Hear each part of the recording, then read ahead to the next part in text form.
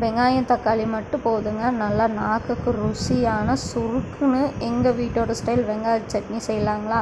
இதுக்கு ஒரு கடாய் எடுத்துக்கோங்க. தேவையான அளவு எண்ணெய் ஊற்றிட்டு ஒரு 2 வரமிளகா போட்டுக்கோங்க. இந்த வரமிளகா கூடவே நான் ஒரு 3 மீடியம் சைஸ் பெரிய வெங்காயத்தை நீல வாக்கில் நறுக்கி வச்சுருக்கேங்க. அதையும் போட்டு வெங்காயம் வந்துட்டு நல்லா வதங்கி வரணுங்க. இந்த அளவுக்கு வதங்கி வந்ததும் இது கூட வந்துட்டு 1 ஸ்பூன் மல்லி, ஒரு 1/2 ஸ்பூன் சீரகம் போட்டுட்டு அந்த பச்சை வாசனை போகிற வரைக்கும் வதக்கிக்கோங்க.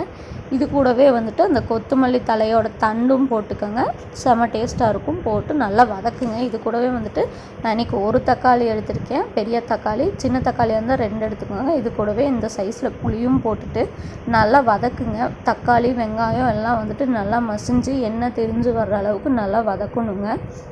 இந்த அளவுக்கு வதக்குனதும் அடுப்பு ஆஃப் பண்ணி ஓரமாக ஆற வச்சுருங்க. இப்போ இதை வந்துட்டு ஒரு மிக்ஸி ஜாரில் ட்ரான்ஸ்ஃபர் பண்ணி அரைச்சி எடுத்துக்கலாங்க. அவ்வளோதாங்க, ஒரு நல்ல நறுக்கு சுருக்குன்னு ஒரு சட்னி ரெடிங்க.